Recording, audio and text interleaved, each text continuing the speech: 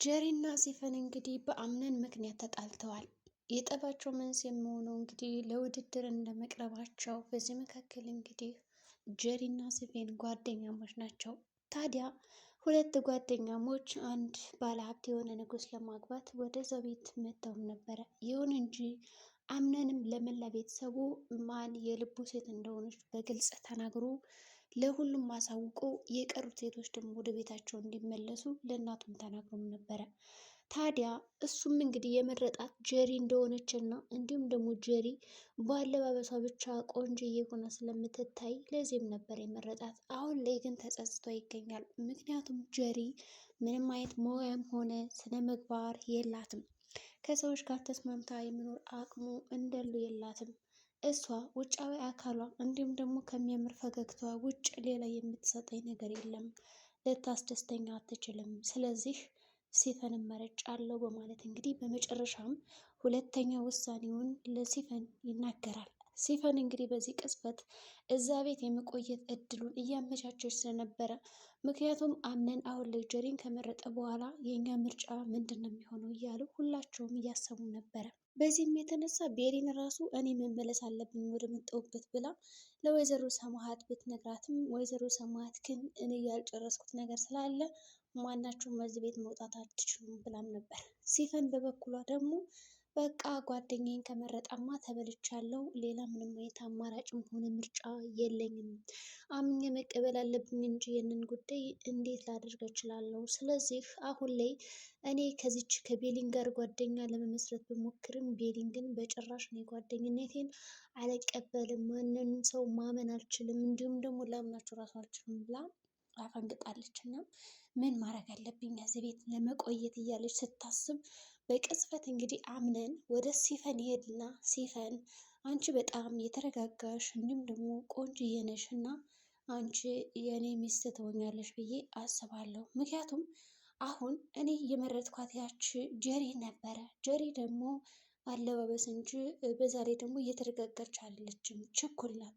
ለነገሮች በጣም ፈጣን ነች። ፈጣን እንደመሆኗ ለእኔ ደግሞ ይቺ የምትገባኝ አይመስለኝም። ሰው እኔ እንደራሴ አይነት ሰው የተረጋጋ እርግት ብሎ በአስተውሎት እንዲሁም ደግሞ ነገሮችን በጥንቃቄ የሚመራ ሴት ታስፈልገኛለች። ያው ቤሊን በእርግጥ ጥሩና የዋ ትመስላለች፣ ግን እሷ ደግሞ ለእኔ አትገባኝም። ምክንያቱም ቀስ ያለች እና በጣም ደግሞ ዘገምተኛ ነች። ስለዚህ ዘገምተኛ እንደመሆኗ እኔ ልመርጣት አልችልም እና አንቺን መርጨሽ አለብን ማለት እንግዲህ ከንፈሯን ይስሟታል። ታዲያ ከንፈሯን ከሰማትን በኋላ እንግዲህ የሲፈንን ጀሪ ትመለከትና እንዴት ሊሆን ይችላል? ትናንትና እኮ እኔን የመረጥከኝ። ምክንያቱም ጀሪ እንዴት ትናንትና እኔን መርጫለሁ ብሎ አሁን ደግሞ ሲፈንን ይላል? ለምን ሁለት ነገሮችን ይናገራል በአንድ ጊዜ? ምን ማለት አስቦ ነው አቶ አምንም በማለት እንግዲህ በጣም ስታለቀስ ነበር ማለት ነው። ከዛ በተጨማሪ እንግዲህ ካለቀሰችም በኋላ እሺ ይቅርታ ቢላትም እንግዲህ ምንም ማድረግ አልቻለችም ማለት ነው። ከዛ በተጨማሪ እንግዲህ እሱ ያደረገው ነገር ምንድን ነው? ጓደኛዋ ነው እንግዲህ የመረጠ ሰው። በጣም እየቀናች እየተቃጠለችም ነበረ። በሌላ በኩል ደግሞ ወይዘሮ ሰማሃትን በጣም ተናዳ ስታለቅስ ነበረ። ምክንያቱም ሲፈን እዛ ቤት የገባችበት ዋና ዓላማ ስላላት እንዴት እሷን ሊመርጥ ቻለ በማለት በጣም ተናዳም ነበር። በሌላ በኩል እንግዲህ ጀሪን ብትሆን በጣም እያለቀሰች ከቤሊን ጋር በጣም ክርክር ውስጥ እንዲሁም ደግሞ ውስጥ ገብተዋል ማለት ነው። አሁን ላይ ጀሪና ቤሊን በጣም ከባድ ግጭት ውስጥ እያስተናገዱ ይገኛሉ። ይህም የሆነበት ምክንያት በመጀመሪያ ደረጃ እኮ አምነን እኔን መርጦኛል፣ አሁን እንዴት ነው ሲፈንን ሊመርጣት የቻለ? ስለዚህ ይህ ነገር ያንቺ እጅ አለበት ወይ በማለት እንግዲህ ከቤሊን ጋር ክርክር ገጥማለች ማለት ነው። አቶ አምናን ደግሞ በመጨረሻው የሚገርማቸው ነገር ሲፈንን ከመረጠ በኋላ አሁንም ተመልሶ ሲፈንን ሲያያት ያው ከንፈሯን ምናምን እንደዚህ ግንባሯን እያለ እንክብካቤ ሲሰጣት ምንድን ነው የተመለከተው? እሷም በጣም ፈጣን እንደሆነች ለነገሮቹ ፈጣን ከሆነች በኋላም እንግዲህ ለውሳኔ ችኩል እንደሆነች እንግዲህ በቤሊን እና በጀሪን መካከል በጣም ትልቅ ከፍተኛ መጨቃጨቅ አለ። ይህንንም ለማብረድ እንግዲህ አክስቷና ወይዘሮ ሰማያትም ጣልቃ ገብተው ነበር። ጣልቃ መግባቱን እንግዲህ እነሱን ሊቀንሱት እንዲሁም ደግሞ ሊያበርዱት አልቻሉም። በሌላ በኩል ደግሞ እንግዲህ ወይዘሮ ሰማያት አሁን ላይ የሚያስጨንቃት በጣም ብዙ ነገር አለ። ከሱም መካከል እንግዲህ አንደኛው ሰነዱ መጥፋቱ ነው። ሰነዱን ደግሞ ልጁ አግኝቶታል። በሌላ በኩል አሁን ላይ ቤሊን ወደ አመጣሁበት እመለሳለሁ ካለችም በኋላ አትሄጂም በማለት እንግዲህ አምነን ራሱ አስቀርቷታል። ከዛም እንግዲህ አምነን ካስቀራት በኋላ ምንድን ነው ያደረገው? እያንዳንዱ ነገር ማለት ነው እሱ ያደረገላት እኔ ሴፈንን የመረጥኳት ስቀልር ነው። ከዛ በተጨማሪ ደግሞ ምንም አይነት ነገር የለም እያለ ነው ያለ ማለት ነው። ከዛ በተጨማሪም እንግዲህ አሁን እኔ አንቺን ነው የማገባ በማለት እንግዲህ ቀለበት አስሮ ከዛ የሆነ ሆቴል ውስጥ እንግዲህ ሰርፕራይዝ አድርጓታል ማለት ነው ቤሊንን። ቤሊን አሁን ላይ ወደ ቤት ልትሄድ የነበረችው እንደ አጋጣሚ የቤት ንግስት ሆናለች። እንግዲህ ቀለበት አስሮላትም ነበረ። ዛሬ ደግሞ ድል ባለ ሰርግ እኔ አንቺን ነው የመረጥኩ በማለት እንግዲህ መርጠው ሊያገባት ወስኗል ማለት ነው። ምክንያቱም አሁን ላይ ሌሎችን ፈተሻቸው ሴፈንንም ያችንም እንግዲህ ወሰዳት። ከዛ በተጨማሪ እንግዲህ እሱም እኔ ከዚህ በኋላ አንቺ ጋር ነው ቀሪ ዘመኔንና ህይወቴን የማሳልፈው በማለት ጉዳዩን ጋብዟታል ማለት ነው። ምክንያቱም እሱ ያደረገው ነገር ምንድን ነው? በቃ ቤሎ አልብሶ እናቱ ባትፈቅድም አገባታለሁ ነው ያለ። በተለይ ደግሞ የእናቱን ውሸት ካየ በኋላ ይህን ያክል እኔ ሰው ማልወድና ምጠላ እንዲሁም ደግሞ ጨክና አይደል የሚመስልሽ ወይ ብሏታል። ሶ እንግዲህ እሱ ጨካን ነው አውሬ ነው ምናምን ብላ ነው የምታስበው የነበረ ማለት ነው። ከዛ እንግዲህ ይህ ነገር እንዳይከሰት በማለት እሱም ምን አደረገ?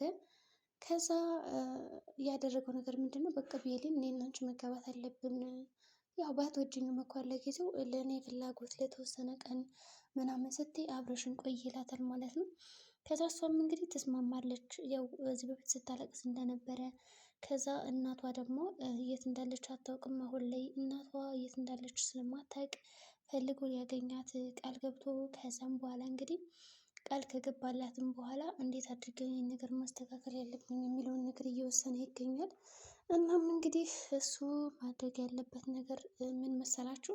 አብሮ መኖር ነው የፈለገ። ስለዚህ አሁን ሽርንጉድ እያደረገ ነው በጓደኞቹ መካከል እንግዲህ ሰርጉን እየጋበዘ እየደገሰ ነው።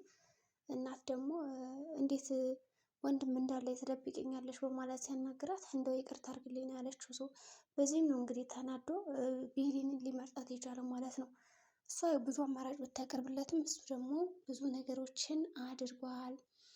ከዛም እንግዲህ ያደረጋት ነገር ምንድን ነው? በቃ ሊጋቡ ነው ሁለታቸውም አሁን ላይ የሚፈልጉትን ነገር ያደርጋሉ። ከዛ በተጨማሪ አክስቱ ደስተኛ አይደለችም ቤሊንን በመምረጧ። ምክንያቱም ቤሊን ቅን እንደመሆኗ የዋህ እንደመሆኗ ቤቱን ቀጥ አድርጋ ትይዛለች። ከዛ አሁን ላይ ያምነንን ጸባይ እያንዳንዱ ስላወቀች ይሄ ነገር ደግሞ ጥሩ አይደለም ብላ ነው የምታስበው። ምክንያቱም ጥሩ የማይሆንበት ነገር ደግሞ እሷ የምትፈልገውን ነገር አታደርግም።